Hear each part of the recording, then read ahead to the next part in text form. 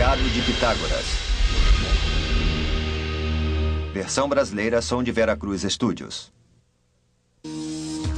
Distribuição Sinapse. Nos espaços tomados pela civilização, pode-se encontrar uma sensação de ordem e sabedoria. É algo que geralmente não se revela, mas esse é o fundamento da cultura e do progresso.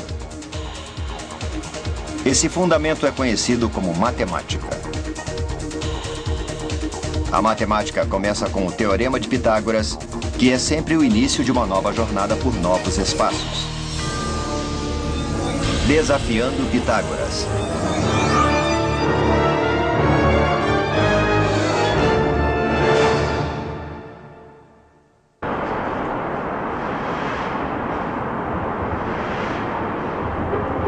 O Teorema de Pitágoras foi, por 2000 anos, considerado uma verdade imutável que avançou junto com a civilização humana.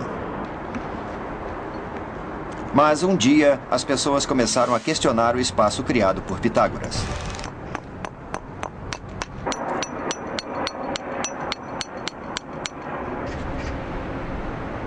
O Estádio Olímpico de Beisebol de Changchun tem uma superfície perfeitamente reta. Usando equipamentos modernos de medição, marcamos um ponto e, a partir dele, criamos um pequeno triângulo retângulo.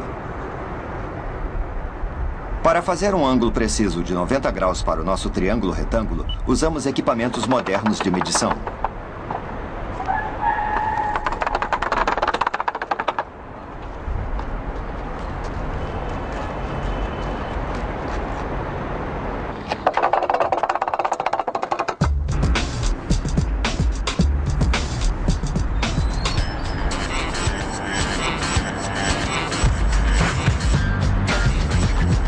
Os dois catetos desse triângulo retângulo têm 8 e 15 metros, respectivamente, enquanto a hipotenusa tem 17 metros. Depois testamos isso com o Teorema de Pitágoras. O quadrado da hipotenusa de um triângulo retângulo é igual à soma dos quadrados dos catetos. Os quadrados de 8 e de 15 são 64 e 225, que somam 289. O quadrado de 17, como previsto. Então decidimos aumentar o triângulo. Usando o mesmo ponto inicial no Estádio Olímpico de Beisebol de Changchun, aumentamos o triângulo até onde pudemos dentro da Península da Coreia.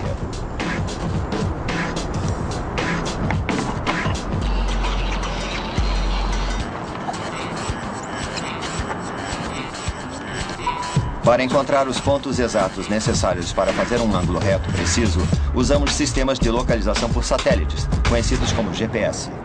O segundo ponto que usamos foi o porto de Muko, a leste da província de Gangwon, na Coreia, que fica na mesma latitude do estádio de beisebol em Seul.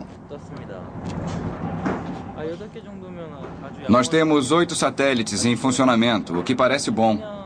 Podemos começar a medir agora. O terceiro ponto era uma praia ao longo do rio Gungang. Tá.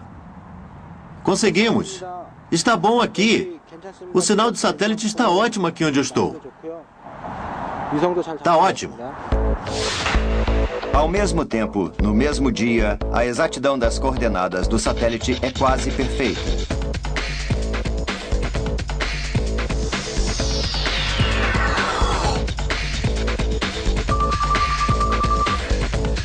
De acordo com os aparelhos de GPS, a distância entre o estádio em Seul e o porto de Muko era de 181 quilômetros e 80 em uma linha reta.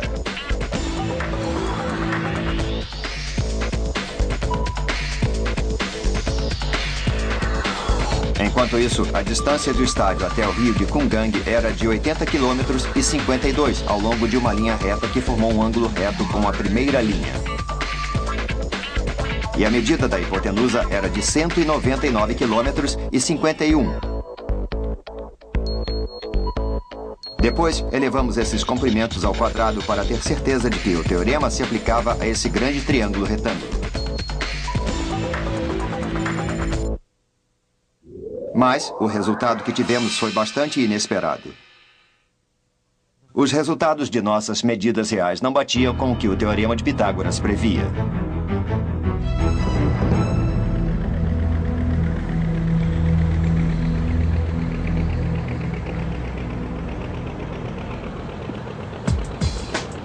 Tentamos outro triângulo, esse bem maior, cobrindo uma porção bem maior da Terra.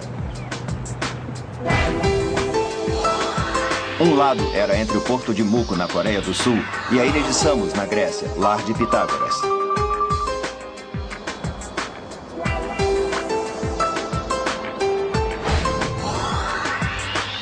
O triângulo retângulo dessa linha levou a outro ponto na savana da República Democrática do Congo, no continente africano. Um enorme triângulo terrestre com milhares de quilômetros de cada lado, feito em um atlas. Medimos a distância real entre os pontos para ver se o teorema daria certo. O teorema dita que o quadrado da hipotenusa do triângulo retângulo será igual à soma dos quadrados dos catetos.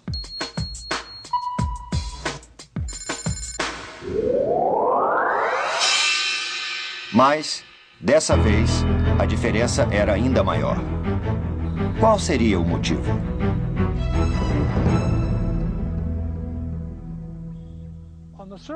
Na superfície de uma esfera, como a superfície da Terra, a menor distância entre dois pontos não é mais uma linha reta. É a distância de um grande círculo que une esses pontos. É um círculo que você consegue cortando a esfera com um plano passando pelo centro. Então, as distâncias menores na esfera não são linhas retas, mas arcos circulares. Assim é possível. Muitos dos teoremas da geometria plana não servem para a superfície de uma esfera. A soma dos ângulos internos de um triângulo retângulo é 180 graus num plano reto como uma folha de papel. Mas em uma forma esférica, as linhas e ângulos ficam curvos, o que muda seus comprimentos, tornando os ângulos interiores maiores. Em uma superfície esférica como a da Terra, o teorema de Pitágoras não funciona. Em 12 de abril de 1961, Yuri Gagarin, da União Soviética, se tornou o primeiro homem a viajar pelo espaço.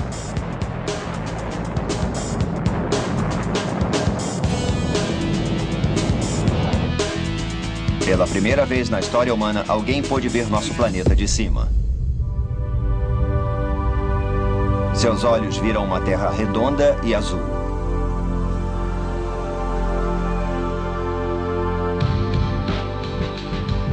Faz apenas meio século que os seres humanos puderam ver com seus próprios olhos que a Terra é redonda.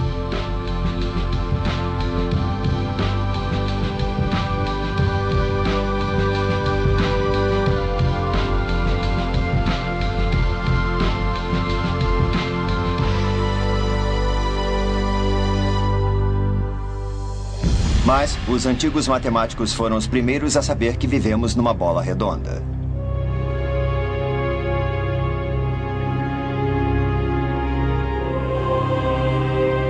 Há 2.200 anos, um matemático na Alexandria determinou que a Terra era uma esfera.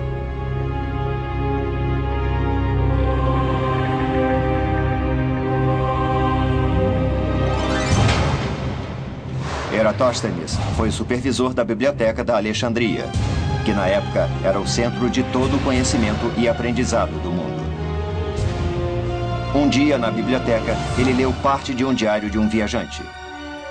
O viajante anotou que ao meio-dia, no solstício de verão em Siene, que era como os gregos chamavam Assuan, todas as sombras desapareciam.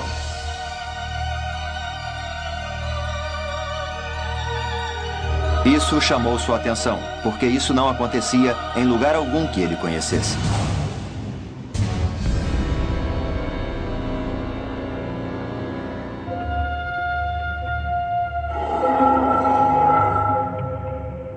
Ele decidiu fazer um experimento simultaneamente na Alexandria e em Siene.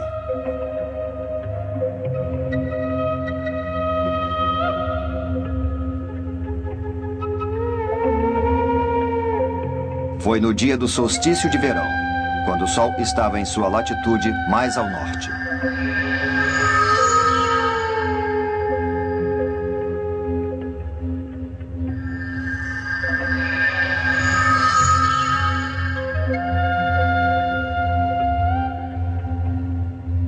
Os resultados do experimento foram que em um poço em Siene, quando o Sol chegou bem acima dele, todas as sombras desapareceram.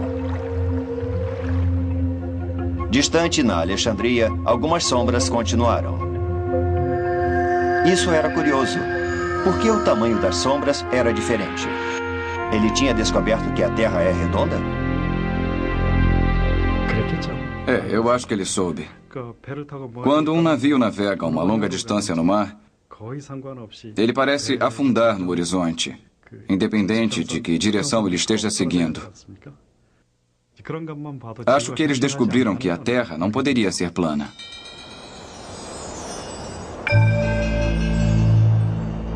Eratóstenes, certo de que a Terra era redonda, deu um passo adiante e tentou descobrir a circunferência do planeta. A luz vinda do Sol chega em uma direção paralela, não importa onde se esteja no planeta.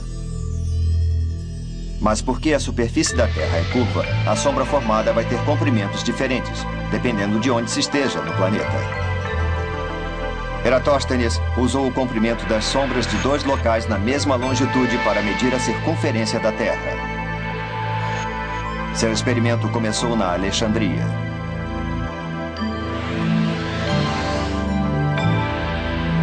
Primeiro, ele posicionou uma vara perpendicular à superfície da Terra. E depois, mediu o ângulo entre a vara e a linha que passava da ponta da vara até o fim da sombra que ela fazia.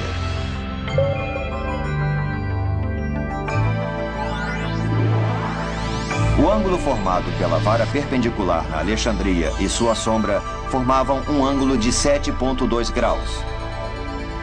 Isso é 1/50 dos 360 graus que formam um círculo completo.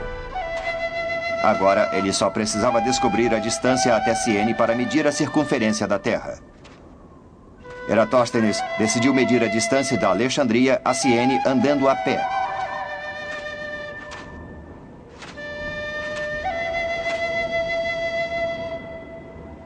Ir da Alexandria a Siene a pé naquela época era uma jornada perigosa.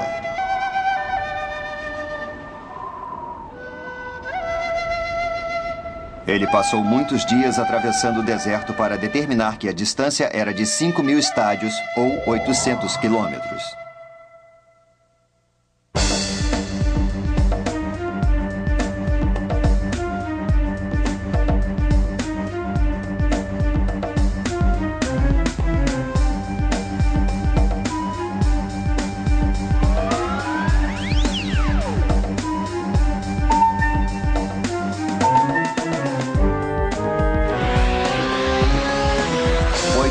Quilômetros multiplicados por 50 davam 40.000 quilômetros. 2.200 anos atrás, um matemático já tinha determinado a circunferência da Terra. A Terra é esférica. Então, para medir a circunferência, ele precisava medir os ângulos de pontos ao longo do mesmo meridiano. A precisão para medir a distância entre Siene e Alexandria foi menos exata que nos tempos modernos. Ele usou o estádio como unidade de medida, mas essa não era a medida mais precisa.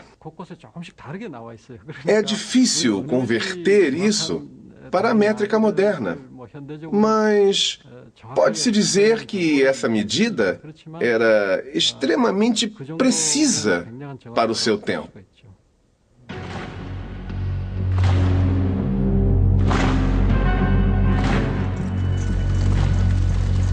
A Alexandria se tornou vítima da influência crescente dos imperadores romanos cristãos.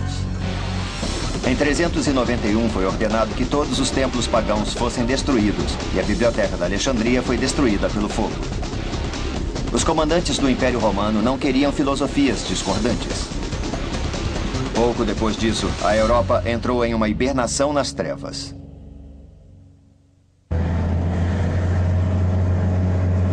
Apenas um milênio depois, uma nova luz se acendeu na cidade italiana de Firenze, conhecida como Florença. Na Florença do século XVI, a Renascença começava a surgir. Com recursos abundantes para mercadores, muito da fonte de conhecimento da Renascença se centrou nas aventuras humanas e não divinas. O centro do mundo saiu de Deus e dos deuses e se concentrou nos homens como foco do aprendizado e das artes.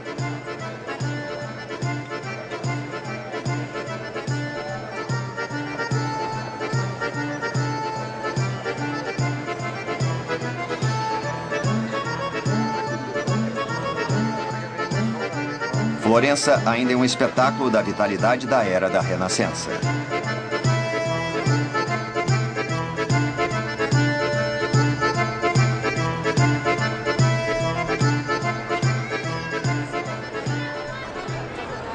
O símbolo da cidade é a Basílica de Santa Maria del Fiore, ou seja, Basílica de Santa Maria da Flor.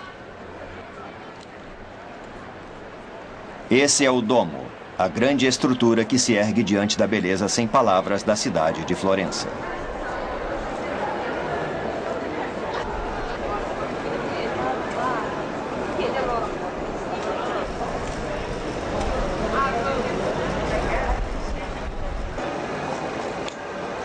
Diante da catedral há uma estátua de Filippo Brunelleschi, o arquiteto que projetou o domo da catedral. Brunelleschi foi um dos primeiros a descobrir a perspectiva. Enquanto desenhava a catedral, ele descobriu que era mais eficaz desenhar os objetos mais próximos maiores e os mais distantes menores.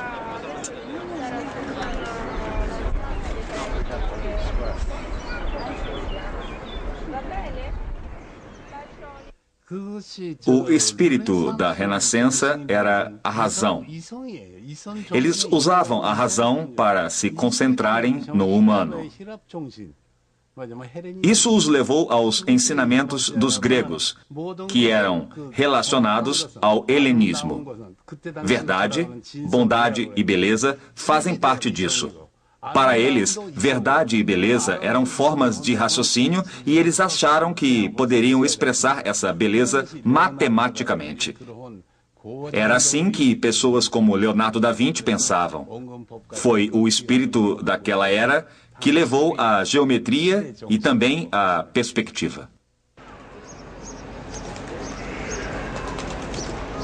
Foi aqui em Florença que o desenho usando a perspectiva matemática e geométrica começou.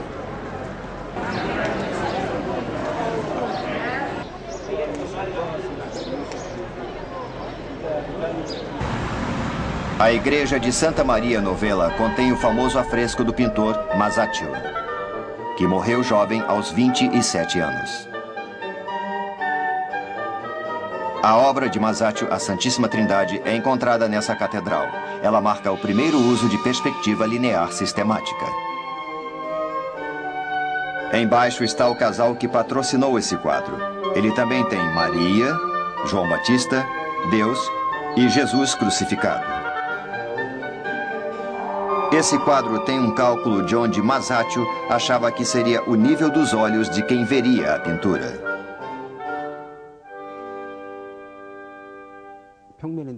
É uma superfície plana, mas parece que o altar está aqui e a porção interna da igreja realmente vai para dentro.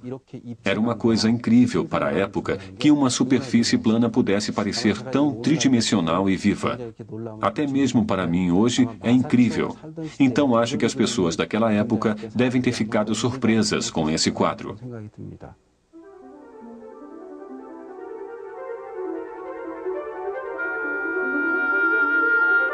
Um dia, em 1491, um pintor de Milão recebeu o pedido da corte papal em Roma de uma representação da última ceia de Cristo.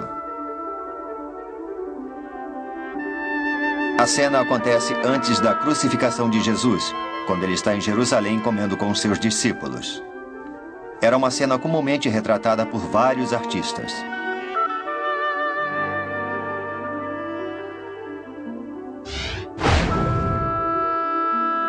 A última ceia, pintada por Giotto di Bandoni no final da Idade Média, tinha uma auréola em torno das cabeças de todos para mostrar sua santidade. Na representação da última ceia de Domenico Ghirlandaio em tamanho natural, encontrada no refeitório da igreja de Ignosanti, em Florença, O fundo é tão magnífico e belo que não parece que é da última ceia encontrada na Bíblia.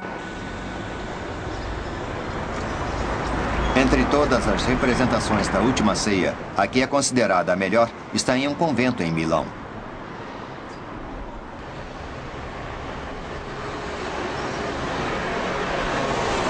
Essa catedral é considerada há tempos uma das construções mais bonitas que representa a transição do estilo gótico para a era da Renascença. Ainda se acredita nisso até hoje. Pessoas de todo o mundo vêm aqui para ver o afresco.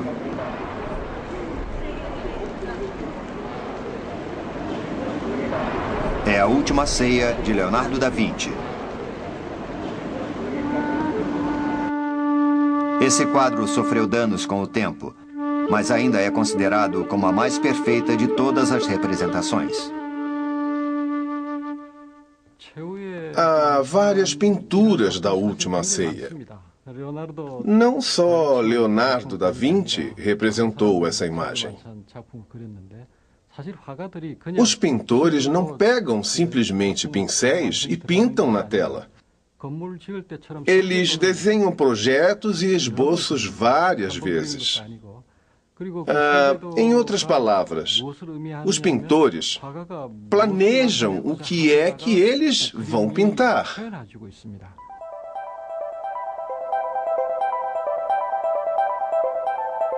Antes de Leonardo da Vinci começar a pintar, ele dividiu o espaço de acordo com os métodos da perspectiva geométrica. Ele planejou a composição para que as linhas de visão convergissem sutilmente para Jesus.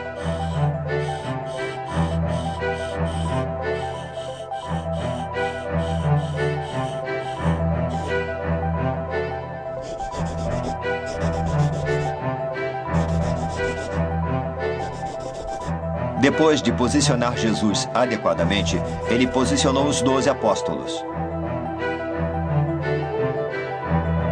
Jesus é vivo, rezando seu último sermão da salvação antes da morte. Ele tem um olhar sereno, mas os apóstolos o olham com surpresa, depois de saberem que um deles vai trair o seu mestre.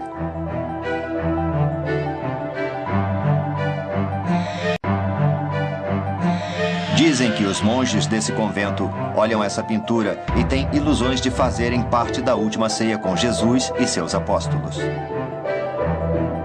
A perspectiva originada dos princípios geométricos abriu um novo mundo para os pintores. Quando eles se iluminaram com ideias sobre espaço, a matemática desenvolveu um novo conceito. Aqui é Kaliningrado, um território russo isolado no Mar Báltico. Ele um dia foi território alemão, mas os soviéticos vitoriosos o tornaram parte da Rússia depois da Segunda Guerra Mundial. Ele foi berço de um renomado filósofo alemão, Immanuel Kant. Ele nasceu aqui e nunca saiu da cidade.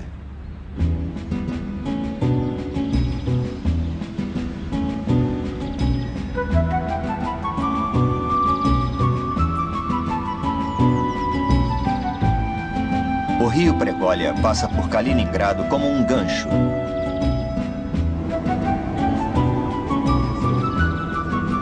O rio divide a cidade em 4 partes.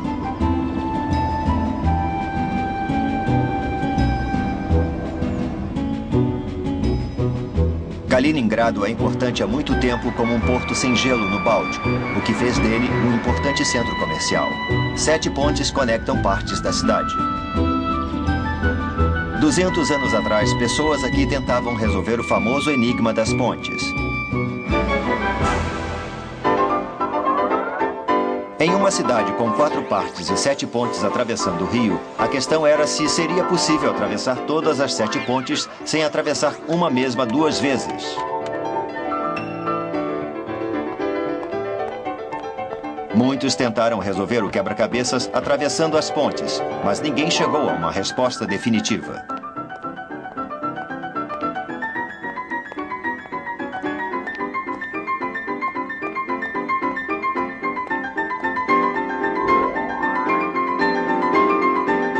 Outra primeiras soluções não indicavam ser possível atravessar todas as 7 sem repetição.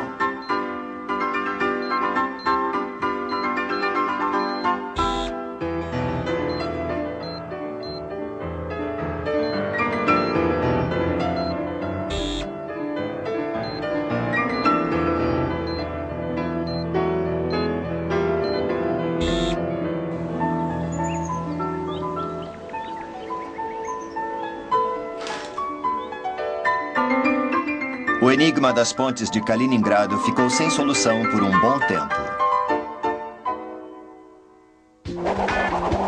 Em 1736, um jovem matemático chamado Leonhard Euler tentou resolver esse problema. Ele demonstrou que não se pode atravessar as 7 pontes sem atravessar ao menos uma delas 2 vezes. Para isso, ele desenhou pontos para representar os locais e linhas para representar as pontes. Agora o problema se tornou matemático. Você pode ligar todos os pontos com um único risco sem tirar o lápis do papel? O novo conceito de espaço de Euler deu origem a uma nova forma de matemática, a topologia. Para chegar ao topo de uma montanha, há 2 coisas a se considerar. A primeira é, há um caminho até o topo? E a segunda é, qual é o caminho mais curto até o topo? A primeira é uma questão de topologia, lidando com elementos como o percurso de Euler. Enquanto a segunda é uma questão geométrica.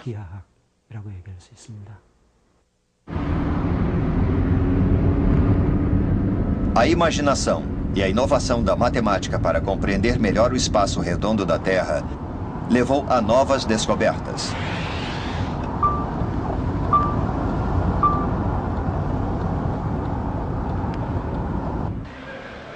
A Universidade de Göttingen, na Alemanha, se tornou a meca da matemática, produzindo muitos matemáticos mundialmente famosos. Em 1807, uma pessoa que depois seria considerada um dos 3 principais matemáticos da história, junto com Arquimedes e Sir Isaac Newton, se tornou professor de uma estimada instituição. Carl Gauss tinha mais de 30 anos na época, e pela próxima metade do século, ele se dedicaria aos seus interesses em astronomia e matemática na famosa Universidade de Göttingen. Ele era considerado um perfeccionista e ensinou a apenas alguns jovens matemáticos. Bernhard Riemann descobriu princípios de espaço conhecidos como geometria de Riemann, depois de estudar com Gauss. Evidências do trabalho de Gauss nas características e princípios do espaço são encontradas pela universidade. O seu observatório astronômico está atualmente em restauração. Gauss foi o chefe dessa instituição e passou muitos dias estudando aqui. Era aqui que Carl Gauss vivia. Essa porta nos leva à sua sala de reuniões.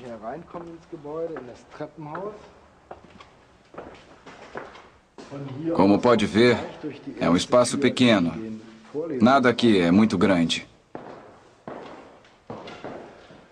Ele tinha no máximo 8 alunos e eles eram muito inteligentes. Agora, se vier por aqui, vai ver o escritório de Gauss. Aqui ficava a sala de Carl Gauss. Agora tudo isso está sendo restaurado. Gauss era grande matemático, mas também era um ávido astrônomo. Os estudos de Gauss não eram limitados à astronomia. Ele também explorou a medição geodésica, um tipo de análise de terreno que compreende a curvatura da Terra.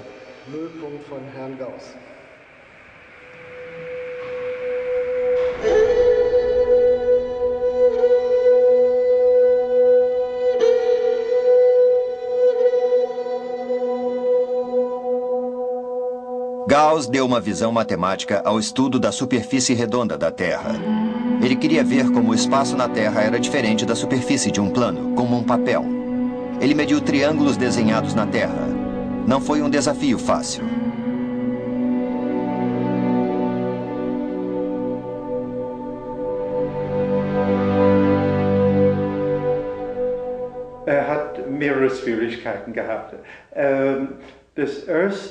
Gauss encarou muitas dificuldades. A primeira foi a precisão. Seus triângulos eram imensos, com lados de 57 quilômetros de comprimento.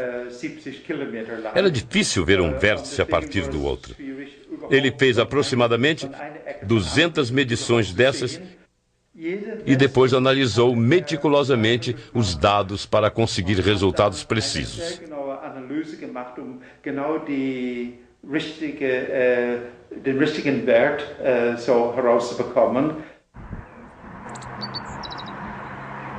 O vértice de um triângulo era no topo das Haihagens, onde há hoje a Torre Gauss. Através de minuciosos cálculos e muitas verificações, ele determinou todos os 3 vértices do triângulo.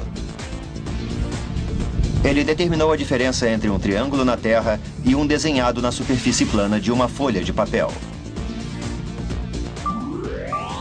Seus resultados determinaram que a soma dos ângulos internos de um triângulo terrestre era 14 graus maior que os 180 graus de um desenho em papel. Se você fizer um triângulo gigante na Terra, a soma dos ângulos internos fica maior. Por exemplo, se você tem um triângulo com um vértice no Polo Norte e uma hipotenusa no Equador, a soma dos ângulos internos será de 270 graus, se o ângulo interno no Polo Norte for de 90 graus. Isso porque os ângulos internos nas duas pontas da hipotenusa, no Equador, também são de 90 graus. Isso é geometria esférica.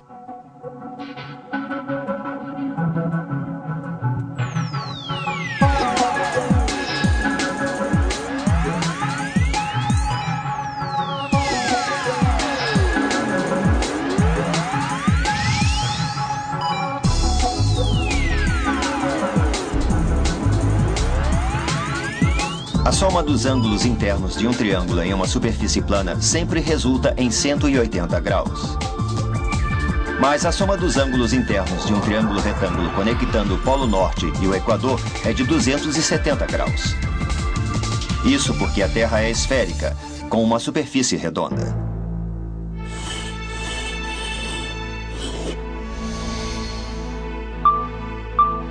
O Teorema de Pitágoras foi, talvez, a descoberta matemática mais importante, mas em sua forma pura, ele só se aplica a superfícies planas, não a superfícies redondas, como a de nosso planeta. Então, o Teorema de Pitágoras, que dominou o conceito de espaço na civilização humana por 2 milênios, chegou ao fim? O próprio Gauss queria saber se o vasto espaço que não podemos alcançar poderia ser curvo ou arqueado. Toda a diferença e os erros vieram desse espaço arqueado, ele refletiu.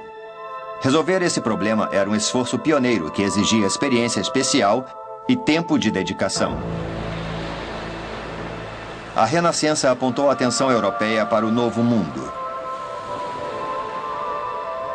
Técnicas de navegação precisavam cruzar o vasto oceano, fazendo com que um mapeamento mais preciso fosse necessário. Navegantes desse vasto oceano arriscavam suas vidas. Eles precisavam de direções exatas e as encontraram nos ângulos. Mas se você desenhar a Terra numa superfície plana, vai ter uma representação distorcida. Quanto mais se distancia do Equador e mais se aproxima dos polos, maior é a distorção da distância entre as latitudes. Não se pode sequer desenhar pontos nos polos. Nesse mapa, pintado em um estilo conhecido como projeção de Mercator, há latitudes e longitudes exatas. Mas a representação do espaço se torna exageradamente grande, quanto mais se aproxima dos polos. Nós sabemos que a Terra é redonda como uma bola. Mas, mesmo assim, nós queremos desenhá-la em uma superfície plana. O problema em fazer essa representação é que, simplesmente, nós não podemos desenhar com a mesma razão em todos os pontos, porque isso seria simplesmente impossível.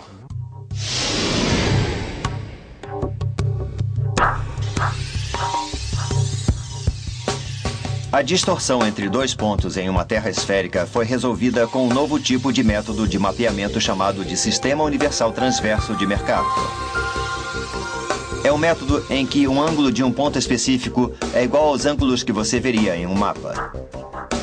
A noção comum de que duas linhas paralelas não podem se encontrar não se aplica à superfície esférica da Terra. Isso porque duas linhas que cruzam a superfície da Terra sempre se encontram em dois pontos.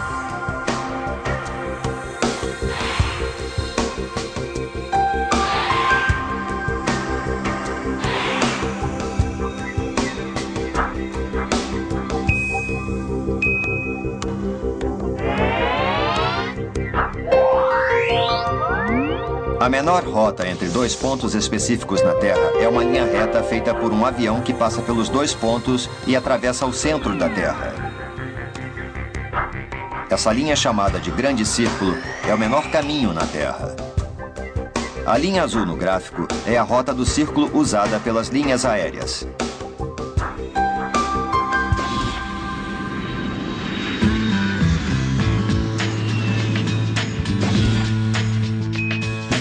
Quando olhamos para um mapa, parece que a menor rota de Nova York para Madrid é só seguir a leste pela latitude. Mas, na realidade, é mais direto e mais curto seguir a linha azul, que vai a nordeste antes de seguir para o sul.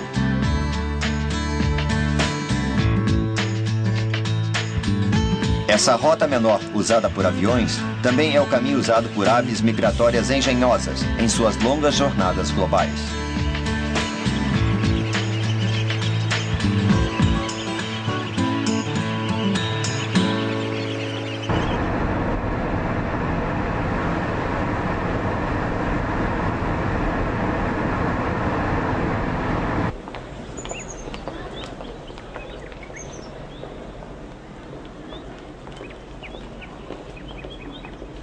O Teorema de Pitágoras pode explicar o universo?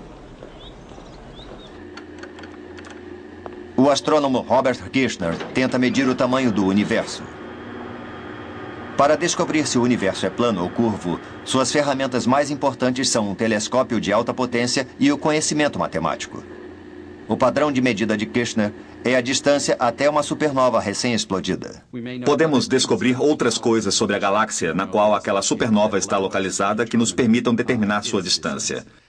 Assim, medindo a distância até essas outras coisas, na verdade até o brilho delas, podemos descobrir qual é essa distância. A matemática nos deu a base para a ciência de medir a distância do espaço através da luz emitida pelas estrelas. Foi Einstein quem desenvolveu o conceito de espaço, que começou com um triângulo numa superfície plana. Sua teoria física do espaço curvo começou com a matemática de Gauss e de Riemann. A tarefa de Einstein era descobrir o que é que curva o espaço. Einstein estava inventando a relatividade geral, a teoria da gravitação. Ele precisava descobrir como a presença de massa ou de energia curvam o espaço. E ele trabalhou duro nisso. Acontece que matemáticos já tinham criado várias dessas ideias interessantes. Então, voltando a Gauss e especificamente a Riemann, trabalharam muitas propriedades do que seria a geometria de um espaço com 3 ou 4, ou na verdade mais de 4 dimensões. É muito difícil para nós imaginarmos, mas essas eram as coisas de que Einstein realmente precisava. Durante milhares de anos, teorias matemáticas foram uma porta para um novo mundo.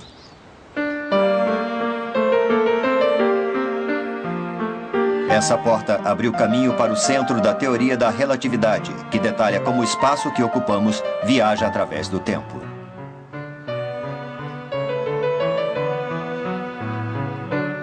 A teoria da relatividade começou com um novo entendimento de tempo e espaço.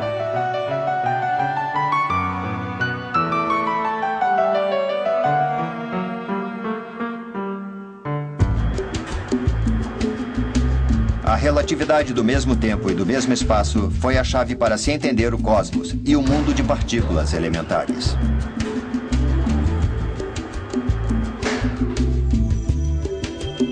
Einstein acreditava que tempo e espaço se curvavam pela massa, e a massa se movia de acordo com a geometria do tempo e espaço. Foi assim que ele previu que a luz passando perto de um Sol de grande massa podia se curvar. E com o telescópio espacial, há imagens desses anéis de Einstein, como gostamos de chamar. Essas lentes, que são imagens de objetos no fundo que foram distorcidos pela presença de um objeto imenso na sua linha de visão. Essa é a evidência definitiva da maneira pela qual o espaço é curvado por objetos grandes. Quando ele descobriu que todo o espaço era curvo, foi assim que ele expressou sua alegria. Um besouro cego caminha por cima da superfície de um globo e não percebe que o caminho que ele percorreu é curvo. Eu tive a sorte de perceber isso.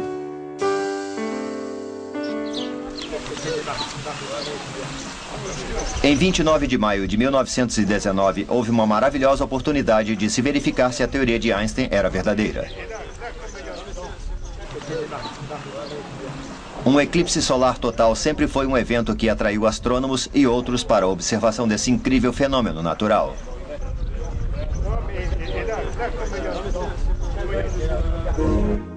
O eclipse solar total é um evento natural raro em que a Lua se posiciona entre o Sol e a Terra. Na Terra, a luz do Sol fica totalmente bloqueada.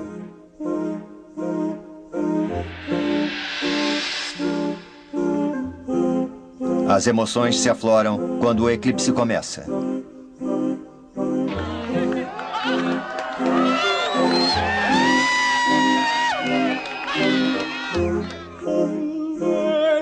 Astrônomos tiram fotos do último filete do Sol para ver a luz das estrelas quando o eclipse ocorrer. Depois, eles comparam as fotos com as tiradas do mesmo local 6 meses antes.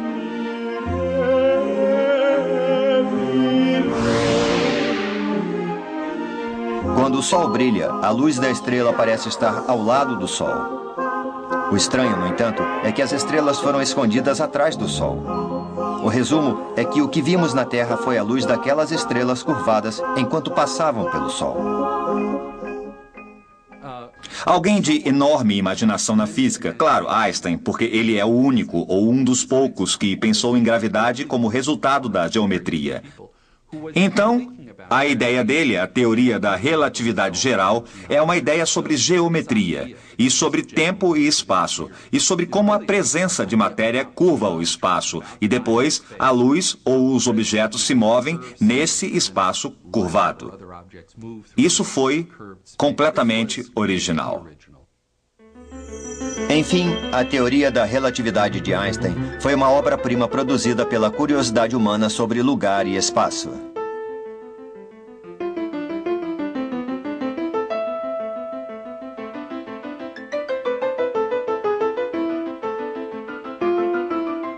O triângulo retângulo construiu as antigas civilizações e povos.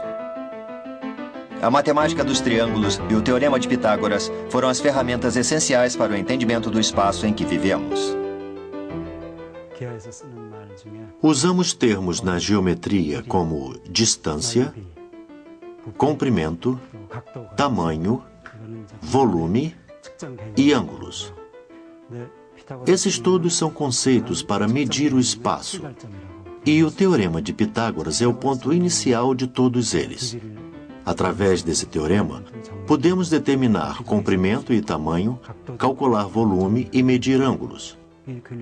Mesmo na geometria não euclidiana, precisamos usar o teorema de Pitágoras para definir os conceitos de medida. O teorema de Pitágoras é o ponto de partida para todos os espaços. É fácil ver que a sabedoria encontrada nas civilizações que se desenvolveram no último milênio começou com os triângulos. Através desses triângulos, encontramos novos espaços e um mundo maior. E agora, a raça humana olha o cosmos. Enquanto olhamos para o universo, devemos nos lembrar humildemente que foi um simples triângulo que desvendou os segredos de nosso planeta e daquilo além dele.